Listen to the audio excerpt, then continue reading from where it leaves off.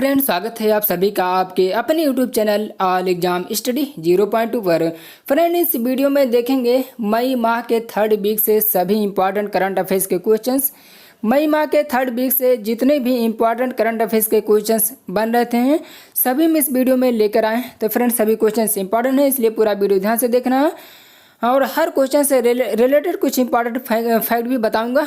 तो सभी क्वेश्चंस को ध्यान से देखना और अगर चैनल पर नए हो तो चैनल को सब्सक्राइब जरूर से कर लीजिए, जिससे हर महीने के वीकली इंपॉर्टेंट करंट अफेयर्स के क्वेश्चंस मिलती रहे। सब्सक्राइब करते समय एक बेल आइकन आएगा, उसे प्रेस कर लेना ताकि जब भी वीडियो अपलोड करें तो सबसे पहले नोटिफिकेशन आपके पास पहुँचे। और इस वीडियो को ज़्यादा से ज़्यादा शेयर कर दीजिए, लाइक कर दीजिए। तो चलिए स्टार्ट करता हूँ पहले क्वेश्चन से।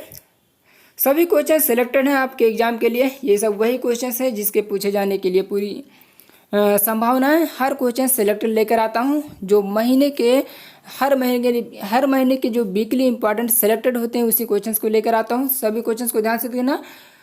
तो जुड़ जाइए सभी लोग, क्लास स्टार्ट हो गया। तो पहला क्वेश्चन देखते हैं यहाँ पर कि हाल ही में जारी 57वां अक्षय ऊर्जा देश आकर्षण सूचकांक 2021 में भारत कौन से स्थान पर है। इसमें हाल ही में जारी 57वां अक्षय ऊर्जा देश आकर्षण सूचकांक 2021 में भारत कौन से स्थान पर है, बताना है इसमें। तो तीसरा स्थान को याद रखना, भारत इसमें तीसरे स्थान पर है। अब भारत इसमें 57वां अक्षय ऊर्जा देश आकर्षण सूचकांक 2021 में भारत तीसरा स्थान पर है। तो अब इसके बारे में जान लेते हैं कि क्या है। तो ये अक्षय ऊर्जा आकर्षण सूचकांक अर्नेस्ट और यंग संस्थान जारी करता है। ये सन 2003 से ये इंडेक्स आता है। एक वर्ष में 2 बार ये इंडेक्स प्रकाशित होता है और इस इंडेक्स का मतलब है स्वच्छ ऊर्जा के लिए नवीकरणीय ऊर्जा के लिए किस देश ने कितना आकर्षण किया। इन्वेस्टमेंट को बढ़ाने में इस इंडेक्स में पहले स्थान पर अमेरिका है, दूसरे पर चाइना है और अपना भारत तीसरा स्थान पर है। अंतिम स्थान 40वें नंबर पर याद रखना ये केन्या है। केन्या की राजधानी याद रखना नैरोबी है। इस पॉइंट को 100% छाप लीजिए इसे कि UNEP की स्थापना कब हुई, इंपॉर्टेंट है एग्जाम के लिए। तो इसकी स्थापना 5 जून 1972 में हुई थी। इसीलिए 5 जून को विश्व पर्यावरण दिवस मनाया जाता है। इसका मुख्यालय नैरोबी केन्या के अंदर स्थित है और चाय के लिए ये प्रसिद्ध है केन्या। तो इतना फैक्ट था इस क्वेश्चन से, तो याद रखना। अगला क्वेश्चन देखते हैं। हाल ही में किसने कोविड-19 एंटीबॉडी डिटेक्शन किट DIPCO-1 तैयार किया। तो किसने कोविड-19 एंटीबॉडी डिटेक्शन किट DIPCO-1 तैयार किया है। तो किसने तैयार किया, तो इसे याद रखना, ये तैयार किया है DRDO ने तैयार किया। तो ये डिटेक्शन किट क्या है इसके बारे में जान लेते हैं कि ये है क्या। तो ये डिटेक्शन किट क्या है इसके बारे में जान लेते हैं। ये आपके बॉडी में प्लाज्मा में एंटीबॉडी है कि नहीं ये चेक करता है और इसका उद्देश्य है कि इसकी कीमत ये चेक करता है। इसकी कीमत याद रखना 75 रुपये प्रति टेस्ट है। हर टेस्ट पर 75 रुपये है रखा गया इस पर। और इससे याद रखना कि ये इंपॉर्टेंट क्वेश्चन है, ये पक्का पेपर में छपेगा। DRDO ने एक ड्रग पाउडर बनाया है 2DG। इसका काम है वायरस के ग्रोथ को रोक देना। दूसरा काम है कि शरीर में ऑक्सीजन की मात्रा बढ़ाना।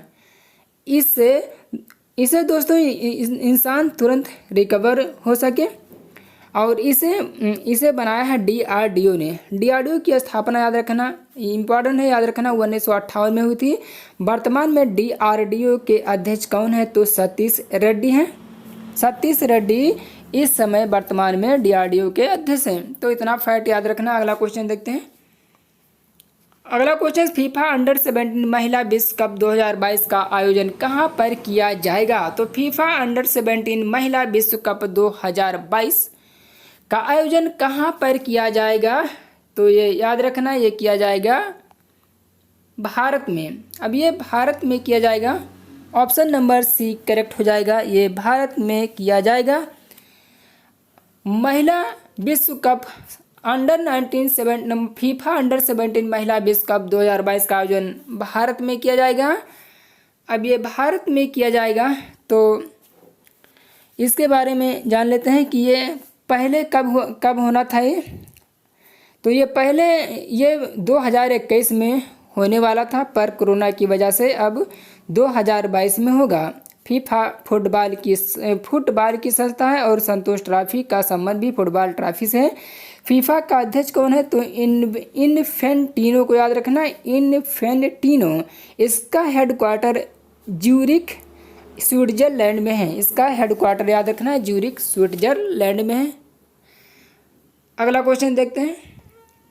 22 मई 2021 को किस राज्य ने कोरोना संक्रमण के कारण अनाथ बच्चों को संरक्षण प्रदान करने के लिए मुख्यमंत्री वात्सल्य योजना की घोषणा की है? तो किस राज्य ने कोरोना संक्रमण के कारण अनाथ बच्चों को संरक्षण प्रदान करने के लिए मुख्यमंत्री वात्सल्य योजना की घोषणा की? तो किस राज्य ने की मुख्यमंत्री वात्सल्य योजना? तो उत्तराखंड को याद रखना, उत्तराखंड राज्य की सरकार ने वात्सल्य योजना शुरुआत की। अब वात्सल्य योजना की शुरुआत की, तो ये क्या है वात्सल्य योजना? तो इसके बारे में जान लेते हैं। ये उत्तराखंड सरकार ने शुरू की। तो इसका उद्देश्य है कि कोविड-19 में जो बच्चे अनाथ हो गए, इन अनाथ बच्चों का भरण पोषण हो सके, इनकी शिक्षा को बढ़ावा हो सके। ये करने के लिए इस योजना को स्टार्ट किया। इसमें हर बच्चे को 3,000 की राशि दी जाएगी। इसके बाद 5% सरकारी नौकरियों में क्षैतिज आरक्षण की व्यवस्था दी जाएगी। ये 3,000 प्रति माह तो हर सरकार दे रही है। मध्य प्रदेश सरकार, यूपी ने दे रहा है और छत्तीसगढ़ भी दे रहा है। लेकिन ये जो 5% सरकारी नौकरियों में क्षैतिज आरक्षण उत्तराखंड सरकार दे रही है, इसकी वजह से ये महत्वपूर्ण क्वेश्चन है आपके एग्जाम के लिए। और याद रखना मिशन हौसला, ये भी उत्तराखंड सरकार ने स्टार्ट की है, मिशन हौसला, इसे भी याद रखना। इसी के साथ बढ़ते हैं अगला क्वेश्चन। ये इंपॉर्टेंट क्वेश्चन था, याद रखना इसे। फिर अगला क्वेश्चन है कि हाल ही में नेपाल की संसद को भंग कर दिया गया। वर्तमान में नेपाल के राष्ट्रपति कौन हैं? तो राष्ट्रपति को बताना है कि वर्तमान में नेपाल के राष्ट्रपति कौन है? तो विद्या देवी भंडारी हैं। तो नेपाल की संसद को भंग कर दिया गया। वर्तमान में नेपाल के राष्ट्रपति विद्या देवी भंडारी हैं। अब विद्या देवी भंडारी हैं, क्यों भंग कर दिया गया इसके बारे में जान लेते हैं कि नेपाल में 13 मई 2021 को जो नेपाल के प्रधानमंत्री केपी शर्मा ओली थे, इन्हें विश्वास मत हासिल नहीं हुआ। तब वहां के राष्ट्रपति विद्या देवी भंडारी ने विपक्ष को कहा कि अब तुम आइए और बहुमत साबित कीजिए। और विपक्ष की बहुमत साबित कर ही नहीं पाया। वापस में फिर से विपक्ष भी बहुमत नहीं हासिल कर पाया। तो वापस में फिर से विद्या देवी भंडारी ने केपी शर्मा ओली को प्रधानमंत्री बना दिया। पुनः केपी ओली प्रधानमंत्री बन चुके। फिर क्या हुआ कि इन्हें कहा 1 महीने में अपना विश्वास मत हासिल कर लेना। केपी ओली ने उस समय तो कुछ नहीं बोला, पर 4 दिन बाद इन्होंने क्या कहा कि हमसे नहीं हो पाएगा। केपी ओली ने राष्ट्रपति से कहा अब तुम संसद भंग कर दो, चुनाव करा दो। अब केपी ओली ने राष्ट्रपति से कह दिया कि अब तुम संसद को भंग कर दीजिए और चुनाव कराइए, ये हमसे नहीं हो पाएगा। तो अब ये क्या होगा कि नवंबर में नेपाल में अब संसद भंग कर दिया गया और नेपाल में अब संसद को भंग कर दिया गया है। अब चुनाव होगा इसका नवंबर में, 2 चरणों में चुनाव होगा। और कुछ महत्वपूर्ण प्रश्न नेपाल से हैं, इनके बारे में जान लेते हैं कि सार्क का मुख्यालय कहाँ स्थित है? तो नेपाल के काठमांडू में स्थित है और काठमांडू नेपाल की राजधानी है, इसे याद रखना। काठमांडू नेपाल की राजधानी है। तो इतना फैक्ट याद रखना इस क्वेश्चन से। देखते हैं इसके साथ अगला क्वेश्चन। हाल ही में चर्चा में रहा केयर पैलेक्स बीटल क्या है? तो ये क्या है इसके बारे में जान लीजिए कि हाल ही में चर्चा में रहा केयर पैलेक्स बीटल क्या है? तो ये एक स्मार्टफोन एप्लीकेशन है। ये एक स्मार्टफोन एप्लीकेशन है। केयर पैलेक्स की बीटल क्या है? तो ये स्मार्टफोन एप्लीकेशन है। तो इससे क्या होगा इसके बारे में जान लेते हैं कि अब ये क्या है कि इसके बारे में जानते हैं कि केयर पैलेक्स एक स्मार्टफोन ऐप है। इसके द्वारा घर के अंदर अपने मोबाइल से ऑक्सीजन सेचुरेशन पता कर सकते हो। इसे प्लस रेट क्या है और श्वसन दर क्या है इसके द्वारा पता कर सकते हो। अब कैसे करना है जान लेते हैं इसके बारे में। तो इसके बारे में सबसे पहले आपको करना है कि इस ऐप को डाउनलोड कर लेना है। इसके बाद जो मोबाइल कैमरा है उस मोबाइल के कैमरे से फिंगर स्कैन करना है, फिर अपने आप सारी रिकॉर्ड आ जाएगी इस ऐप के द्वारा। तो इम्पॉर्टेंट है, इसे भी याद रखना। आप इस तरह से कर सकते हैं। अगला क्वेश्चन देख रहे हैं इसके साथ, क्वेश्चन नंबर 7। 20 मई 2021 को इजराइल और हमास के बीच संघर्ष विराम पर सहमति बनी है।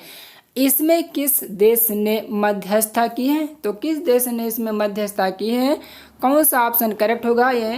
तो ऑप्शन नंबर बी याद रखना, मिस्र। 20 मई 2021 को इजराइल और हमास के बीच संघर्ष विराम पर सहमति बनी है।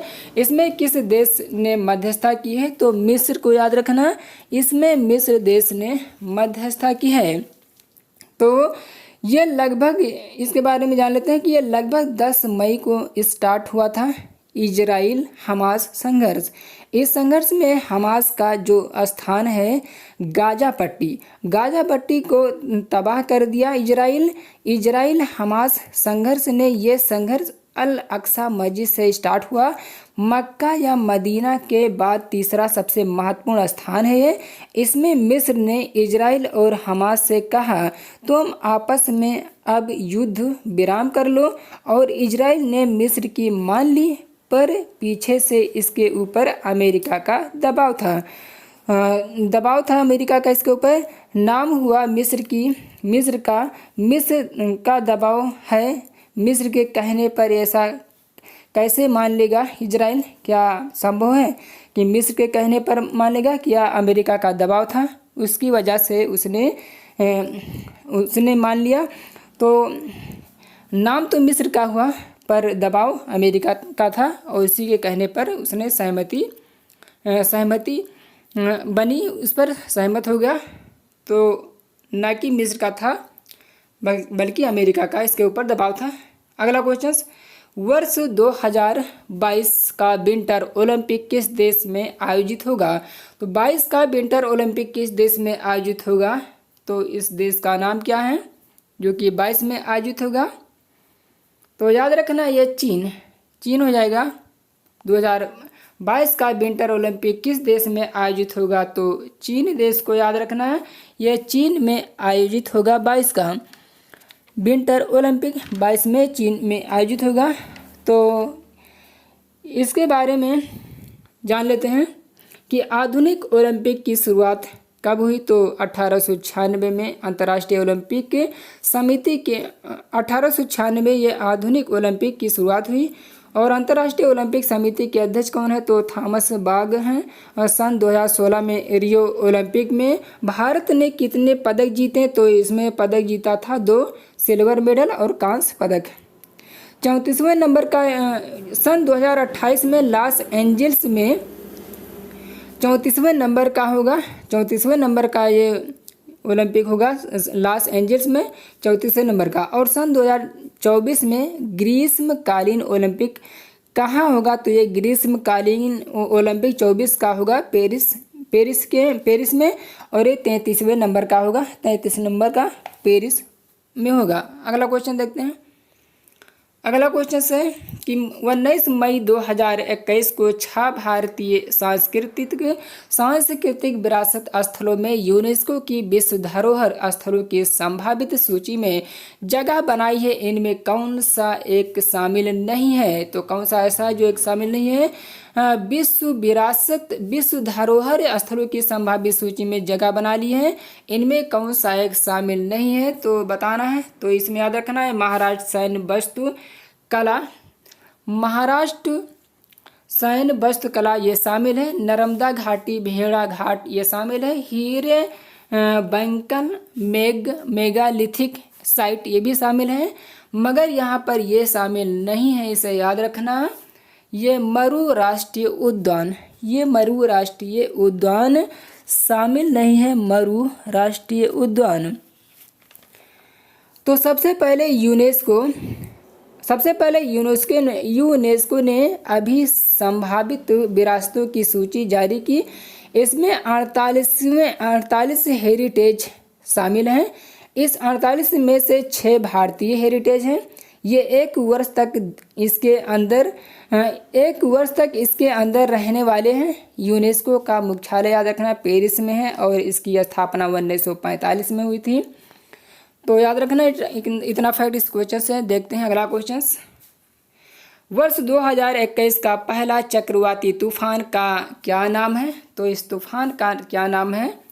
तो तौकाते याद रखना, तौकाते। 2021 का पहला चक्रवाती तूफान का नाम तौकाते है।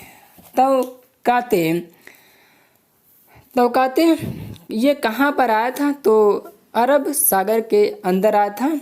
तौकाते तूफान जो है कहाँ पर आया था? तो ये अरब सागर के अंदर आया था। तो फ्रेंड ये रहे कुछ इंपॉर्टेंट क्वेश्चंस मई माह के 3rd वीक से जो कंप्लीट हो गए हैं। तो वीडियो कैसा लगा कमेंट बॉक्स में कमेंट करके ज़रूर बताइए और इस वीडियो को लाइक कर दीजिए, ज़्यादा से ज़्यादा शेयर कर दीजिए। और अगर चैनल पर पहली बार विजिट कर रहे हो अभी तक चैनल को सब्सक्राइब नहीं किया तो सब्सक्राइब कर लीजिए। तो मिलते हैं इसी प्रकार से नेक्स्ट वीडियो पर। जब तक के लिए जय हिंद, वंदे मातरम। Thanks for watching।